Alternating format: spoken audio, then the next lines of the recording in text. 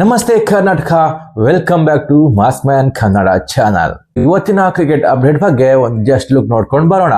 ಮೊದಲಿಗೆ ನೋಡೋದಾದ್ರೆ ಟೀಮ್ ಇಂಡಿಯಾಕ್ಕೆ ಇವಾಗ ಒಂದು ದೊಡ್ಡ ಆಘಾತ ಎದುರಾಗಿದೆ ಅಂತ ಹೇಳ್ಬಹುದು. ಯಾಕಂತ ಹೇಳಿದ್ರೆ ಟೀಮ್ ಇಂಡಿಯಾದ ಸ್ಟಾರ್ ಓಪನರ್ ಆದಂತಹ ಅಭಿಷೇಕ್ ಶರ್ಮಾ ಮುಂದಿನ T20 ಮ್ಯಾಚ್ ನಲ್ಲಿ ಆಡೋದು ಅನುಮಾನ ಎಂದು ಅಪ್ಡೇಟ್ ಬರ್ತಾ ಇದೆ. ಸೊ ಅವರಿಗೆ ಇಲ್ನೆಸ್ ನ ಕಾರಣದಿಂದ ಈ ಒಂದು ಮ್ಯಾಚ್ ನಿಂದ ಅವರು ಹೊರಗೆ ಉಳಿಯಲಿದ್ದಾರೆ ಅಂತ ಅಪ್ಡೇಟ್ ಬರ್ತಾ ಇದೆ. ಸೊ ಅವರ ಒಂದು ಆಬ್ಸೆನ್ಸ್ ನಲ್ಲಿ ಟೀಮ್ ಇಂಡಿಯಾಕ್ಕೆ ಹೊಸ ಓಪನರ್ ಆಗಿ ಸಂಜು ಸ್ಯಾಮ್ಸನ್ ಕಣಕ್ಕಿಳಿಯುವ ಎಲ್ಲ ಚಾನ್ಸಸ್ ಎದ್ದು ಕಾಣ್ತಿದೆ ಅಂತ ಅಪ್ಡೇಟ್ ಬರ್ತಾ ಇದೆ. ಸೊ ಸಂಜು ಬಂದ್ರೆ ಇನ್ನೊಂದು ಕಡೆಯಿಂದ ಖಂಡಿತವಾಗಿಯೂ ಇಶಾನ್ ಕಿಶನ್ ಅನ್ನು ನೋಡಬಹುದಾಗಿರ್ತದೆ.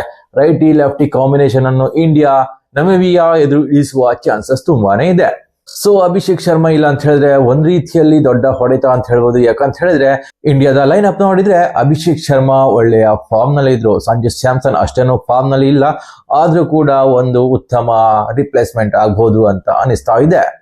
ಇನ್ನು ಎರಡನೇ ಅಪ್ಡೇಟ್ ಬಗ್ಗೆ ನೋಡೋದಾದ್ರೆ RCB ಇವಾಗಲೇ ತನ್ನ ಪ್ರಾಕ್ಟೀಸ್ ಕ್ಯಾಂಪೇನ್ ಶುರು ಮಾಡಿದೆ. ಸೊ ಸದ್ಯದ ಮಟ್ಟಿಗೆ ನೋಡೋದಾದ್ರೆ ಇಂಡಿಯಾದ ಪ್ಲೇಯರ್ಗಳು RCBಯ ಈ ಒಂದು ಕ್ಯಾಂಪ್ ನಲ್ಲಿ ಆಡ್ ಆಗಿದ್ದಾರೆ. ಸೊ ಯಾರೆಲ್ಲ ಪ್ರಾಕ್ಟೀಸ್ ಕ್ಯಾಂಪ್ ನಲ್ಲಿ ಆಡ್ ಆಗಿದ್ದಾರೆ ಅಂತ ನೋಡೋದಾದ್ರೆ ಕೃಣಾಲ್ ಪಾಂಡ್ಯ, ಜಿತೇಶ್ ಶರ್ಮಾ, ಸುಯೇಶ್ ಶರ್ಮಾ, ವೆಂಕಟೇಶ್ ಅಯ್ಯರ್, ಮಂಗೇಶ್ ಯಾದವ್ ಹಾಗೇನೆ ಅಭಿನಂದನ್ ಸಿಂಗ್ ಇವರೆಲ್ಲ ಕೂಡ ನಮ್ಮ RCBಯ ಪ್ರಾಕ್ಟೀಸ್ ಕ್ಯಾಂಪ್ ನಲ್ಲಿ ಇವಾಗ ಪ್ರಾಕ್ಟೀಸ್ ಮಾಡಕ್ಕೆ ಶುರು ಮಾಡಿದ್ದಾರೆ. ಸೊ ನೆಕ್ಸ್ಟ್ ಟಾರ್ಗೆಟ್ ಬಂದು RCBಗೆ ಬ್ಯಾಕ್ ಟು ಬ್ಯಾಕ್ ಟ್ರೋಫಿ ಹೊಡೆಯುವ ಒಂದು ಗುರಿ ಇರ್ಬೋದು. ಸೊ ಅದಕ್ಕಾಗಿ ಒಂದು ತಿಂಗಳಿಗಿಂತ ಹೆಚ್ಚು ಕಾಲ ಇರುವುದಕ್ಕೆ ಇವಾಗ ಪ್ರಾಕ್ಟೀಸ್ ಶುರು ಮಾಡಿದೆ. ಸೊ ಆಂಡಿ ಫ್ಲವರ್ ಆಗಿರ್ಬೋದು, ಎಂ ಫೋರ್ಬಟ್ ಆಗಿರ್ಬೋದು, ಹಾಗೇನೆ ದಿನೇಶ್ ಕಾರ್ತಿಕ್ ಆಗಿರ್ಬೋದು, ಎಲ್ಲ ಸೇರಿ ಒಂದು ಪ್ರಾಕ್ಟೀಸ್ ಕ್ಯಾಂಪ್ ಶುರು ಮಾಡಿದ್ದಾರೆ. ಸೊ ಸದ್ಯದ ಮಟ್ಟಿಗೆ ನೋಡೋದಾದ್ರೆ RCBಯ ಹೊಸ ಪ್ರಾಕ್ಟೀಸ್ ಜರ್ಸಿಯಲ್ಲಿ ಈ ಒಂದು ವರ್ಷದ ಕ್ಯಾಂಪ್ ಅನ್ನು ಶುರು ಮಾಡಿದ್ದಾರೆ.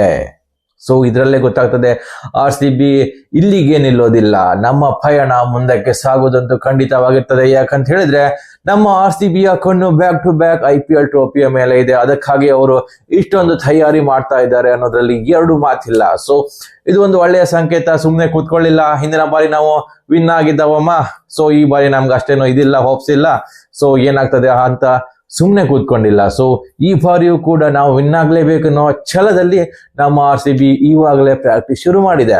ಇನ್ನು ನೆಕ್ಸ್ಟ್ ಅಪ್ಡೇಟ್ ನೋಡೋದಾದ್ರೆ ಮತ್ತೆ RCBಗೆ ಹೋಮ್ ಕಂಟಕ ಎದುರಾಗಿದೆ. MI ಏನಿದೆ ಇವಾಗ NOC ಕೊಡುವುದನ್ನು ನಿರಾಕರಿಸಿದೆ.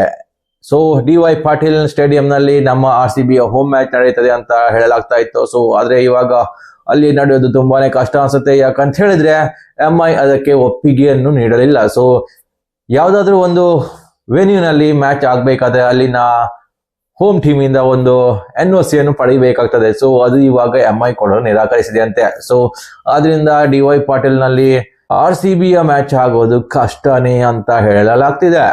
ಸೊ ಸದ್ಯದ ಮಟ್ಟಿಗೆ ಇಷ್ಟೊಂದು ಕನ್ಫರ್ಮ್ ಆಗಿದೆ, DY ಪಾಟೀಲ್ ಸ್ಟೇಡಿಯಂ ನಲ್ಲಿ ಮ್ಯಾಚ್ ಆಗೋದು ಕಷ್ಟ ಅನ್ಸುತ್ತೆ, ಅದು RCBಯ ಹೋಮ್ ಮ್ಯಾಚ್. ಇನ್ನು ನಾಲ್ಕನೇ ಅಪ್ಡೇಟ್ ಬಂದು ನ್ಯೂಜಿಲೆಂಡ್ ನ ಸ್ಟಾರ್ ಆಲ್ರೌಂಡರ್ ಆದಂತಹ ಮಿಚೆಲ್ ಬ್ರಾಸ್ವೆಲ್ ಇದೀಗ ಇಂಜುರಿಯಿಂದಾಗಿ ಹೊರಗಡೆ ಹೋಗಿದ್ದಾರೆ. T20 ವರ್ಲ್ಡ್ ಕಪ್ ಇಂದ ಅವರು ಆಲ್ಮೋಸ್ಟ್ ಹೊರಗೆ ಹೋಗಿದ್ದಾರೆ. ಸೊ ಅವರ ಬದಲಿಗೆ ಕೋಲ್ ಮೆಕನ್ಸಿ ಅನ್ನುವಂತಹ ಪ್ಲೇಯರ್ ಇವಾಗ ಆಡ್ ಆಗಿದ್ದಾರೆ. ಸೊ ನ್ಯೂಜಿಲೆಂಡ್ ಟೀಮ್ಗೆ ಇದೊಂದು ದೊಡ್ಡ ಹೊಡೆತ ಅಲ್ಲದೆ ಇರ್ಬೋದು. ಯಾಕಂತ ಹೇಳಿದ್ರೆ ಸದ್ಯದ ಮಟ್ಟಿಗೆ ನ್ಯೂಜಿಲೆಂಡ್ ಟೀಮ್ ನೋಡಿದ್ರೆ ಸಾಲಿಡ್ ಆಗಿ ಇದೆ. ಸೊ ಈ ಒಂದು ಪ್ಲೇಯರ್ ನ ರಿಪ್ಲೇಸ್ಮೆಂಟ್ ಮಾಡಿದ್ದಾರೆ. ಸೊ ಏನಾಗ್ತದೆ ಅಂತ ಮುಂದೆ ನೋಡ್ಬೇಕಾಗ್ತದೆ. ಇವರಿಗೆ ಟೀಮ್ ನಲ್ಲಿ ಚಾನ್ಸ್ ಸಿಗುತ್ತಾ ಅಥವಾ ಇಲ್ವಾ ಅನ್ನೋದು ಕೂಡ ಮುಂದಿನ ದಿನಗಳಲ್ಲಿ ಖಂಡಿತವಾಗಿ ಗೊತ್ತಾಗ್ತದೆ. ಸದ್ಯದ ಮಟ್ಟಿಗೆ ಇಷ್ಟೊಂದು ಕನ್ಫರ್ಮ್ ಆಗಿದೆ, ಮಿಚೆಲ್ ಬ್ರಾಸ್ವೆಲ್ ಇಂಜುರಿಯಿಂದಾಗಿ ಈ T20 ವರ್ಲ್ಡ್ ಕಪ್ ಇಂದ ಹೊರಬಿದ್ದಿದ್ದಾರೆ. ಮಿಚೆಲ್ ಮಾರ್ಷ್ ಅವರ ಬದಿಗೆ ರಿಸರ್ವ್ ಪ್ಲೇಯರ್ ಆಗಿ ಸ್ಟೀವ್ ಸ್ಮಿತ್ ಬರಲಿದ್ದಾರೆ ಅಂತ ಹೇಳಲಾಗ್ತಿದೆ. ಮಿಚೆಲ್ ಮಾರ್ಷ್ ಅವರಿಗೆ ಇಂಜುರಿ ಆಗಿದೆ. ಸೊ ನೆಕ್ಸ್ಟ್ ಮ್ಯಾಚ್ ನಲ್ಲಿ ಸ್ಟೀವ್ ಸ್ಮಿತ್ ಅವರು ರಿಪ್ಲೇಸ್ ಮಾಡಬಹುದು ಅಂತ ಅಪ್ಡೇಟ್ ಬರ್ತಾ ಇದೆ. ಸೊ ಸದ್ಯದ ಮಟ್ಟಿಗೆ ನೋಡೋದಾದ್ರೆ ಇದು ಆಸ್ಟ್ರೇಲಿಯಾಕ್ಕೆ ದೊಡ್ಡ ಹೊಡೆತ.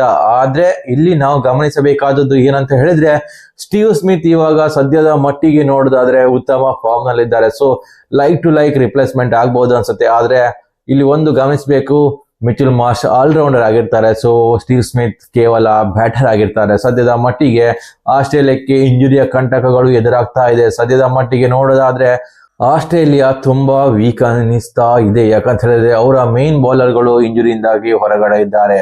ಸೊ ಇವಾಗ ನೋಡೋದಾದ್ರೆ ಸ್ಟಾರ್ ಬ್ಯಾಟರ್ ಮಿಚೆಲ್ ಮಾರ್ಷ್ ಇಂಜುರಿಯ ಸಮಸ್ಯೆ ಎದುರಿಸ್ತಾ ಇದ್ದಾರೆ. ಸೊ ಅವರ ಬದಲಿಗೆ ಸ್ಟೀವ್ ಸ್ಮಿತ್ ಆಡ್ ಆಗಿದ್ದಾರೆ ಅಂತ ಅಪ್ಡೇಟ್ ಬರ್ತಾ ಇದೆ. ಸೊ ನೋಡೋಣ ಮುಂದಿನ ದಿನಗಳಲ್ಲಿ ಸ್ಟೀವ್ ಸ್ಮಿತ್ ಆಡ್ತಾರಾ ಅಥವಾ ಮಿಚೆಲ್ ಮಾರ್ಷ್ ಇಂಜುರಿಯ ಸಮಸ್ಯೆಯಿಂದ ರಿಕವರಿ ಆಗ್ತಾರಾ ಅನ್ನೋದು ಕೂಡ ಕಾದು ನೋಡಬೇಕಾಗಿದೆ.